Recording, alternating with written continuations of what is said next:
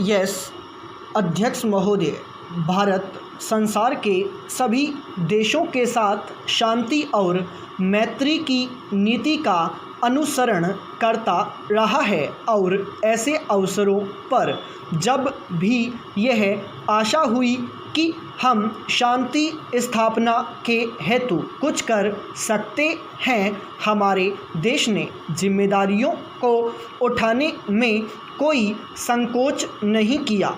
Korea में मेरी सरकार ने तटस्थ राष्ट्रीय प्रत्यावर्तन आयोग की अध्यक्षता स्वीकार की और युद्ध बंदियों के भविष्य के संबंध में अंतिम निर्णय होने तक उनकी देखभाल के लिए संरक्षण सेना वहां भेजी। दुर्भाग्यवश विराम संधि समझौते में सुझाई गई पद्धति के अनुसार कार्यवाही नहीं की जा सकी, जिसके कारण एक कठिन स्थिति पैदा हो गई।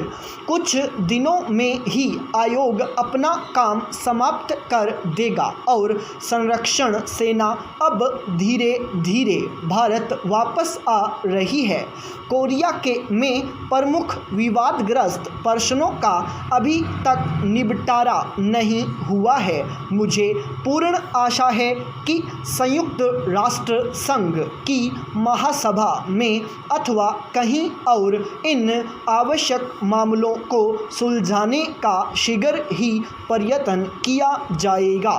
आप सबकी ओर से और अपनी ओर से मैं कोरिया में तटस्थ राष्ट्रीय प्रत्यावर्तन आयोग में अपने प्रतिनिधियों और संरक्षण सेना के अधिकारियों तथा सिपाहियों की इस बात के लिए प्रशंसा करना चाहूँगा कि उन्होंने एक कठिन और नाजुक काम को बड़ी योग्यता तथा निष्पक्षता के साथ निभाया। पाई पैराचेंज विदेशों से भारत के संबंध मैत्रीपूर्ण बने रहे हैं, यद्यपि कभी कभी गलतफहमियां पैदा हो जाती हैं। इस समय मेरी सरकार के प्रतिनिधि चीनी गणतंत्र की सरकार से तिब्बत के संबंध में सामान्य हित के विभिन्न मामलों पर बातचीत कर रहे हैं। मुझे पूरी आशा है कि इस बातचीत के परिणाम स्वरूप सभी विशिष्ट समस्याओं के बारे में समझौता हो सकेगा। सोवियत संघ और कई अन्य देशों से हमारी व्यापारिक संधियां हुई हैं। पिछले वर्ष हमारे प्रधानमंत्री पाकिस्तान के प्रधानमंत्री से मिले। ये मुलाकातें मैत्रीपूर्ण थीं और इनके फलस्वरूप दोनों देशों के बीच कई एक विवादग्रस्त मामलों के बारे में जो बहुत दिनों से चले आ रहे थे, पारस्परिक सद्भावना पैदा हो सकी। इस दिशा में हम कुछ आगे बढ़ रहे थे, पर दुर्भाग्य से कुछ ऐसी घटनाएं घटी हैं जिनके कारण प्रगति में रुकावटें पड़ रही हैं। मुझे खुशी है कि मेरी सरकार और श्रीलंका की सरकार के बीच श्रीलंका के भारतीय प्रवासियों के प्रश्न पर समझौता हो गया है। इस समझौते द्वारा उक्त समस्या का अंतिम रूप से निपटारा नहीं होता, परंतु उस दिशा में यह पहला कदम है और समस्या के हल के लिए गंभीर प्रयास है।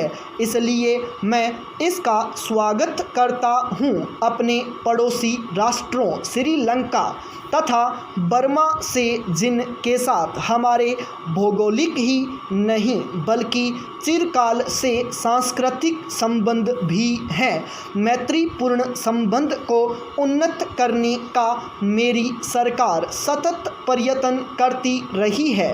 पश्चिमी एशिया के देशों और मिस्र के साथ हमारे संबंध मैत्रीपूर्ण और पारस्परिक सहयोग के रहे हैं।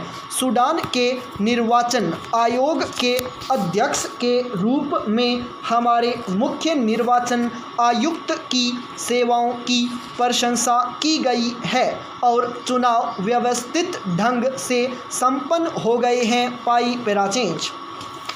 अध्यक्ष महोदय, मैं सूडान में स्वाधीनता के उदय का स्वागत करता हूं, जो शिकार स्वयंमेव तो शुभ है ही चिरकाल से त्रस्त और आजकल भी अनेक संकटों के शिकार अफ्रीकी भूखंडों की भावी उन्नति के लिए भी यह एक शुभ लक्षण है।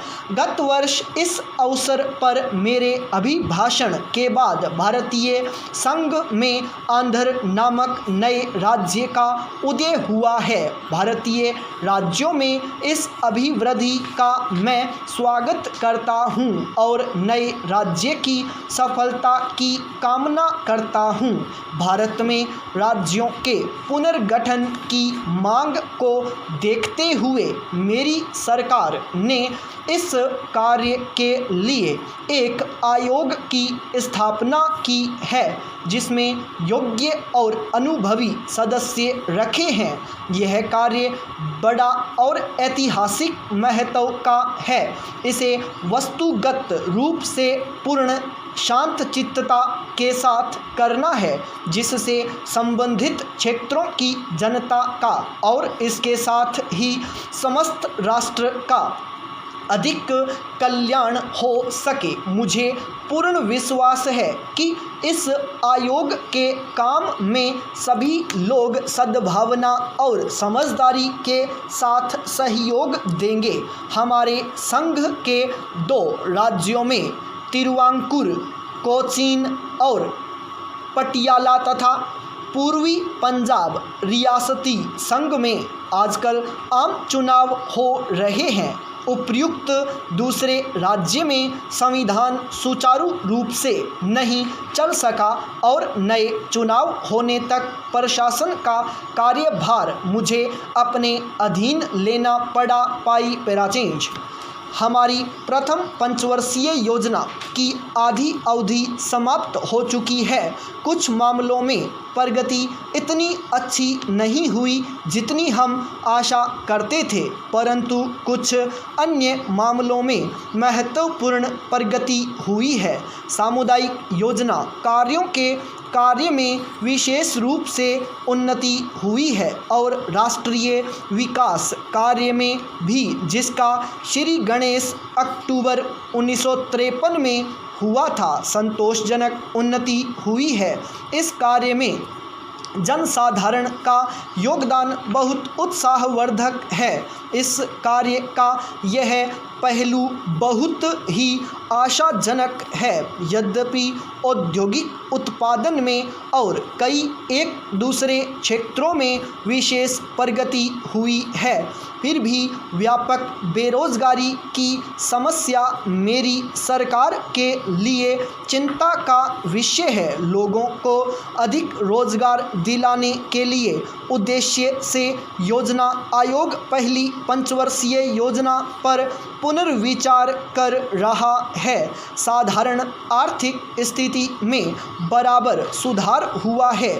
1952-53 में अनाजों का उत्पादन उसके 1 वर्ष पहले की अपेक्षा 5 लाख टन अधिक हुआ है और इस वर्ष की स्थिति भी अच्छी है। खाद्य की स्थिति में सुधार बहुत संतोषजनक है और देश इस दिशा में आत्मनिर्भरता के लक्ष्य की ओर तेजी से आगे बढ़ रहा है।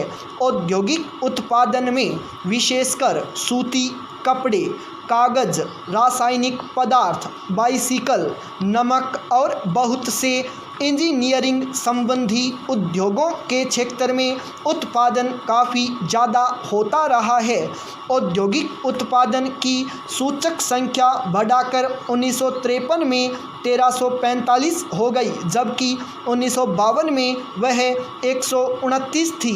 युद्ध के बाद से हमारे औद्योगिक उत्पादन का यह उच्चतम स्तर है। इस्पात उद्योग के विस्तार और इस्पात के एक नए कारखाने की स्थापना के संबंध में इस समय अंतिम कार्यवाही हो रही है।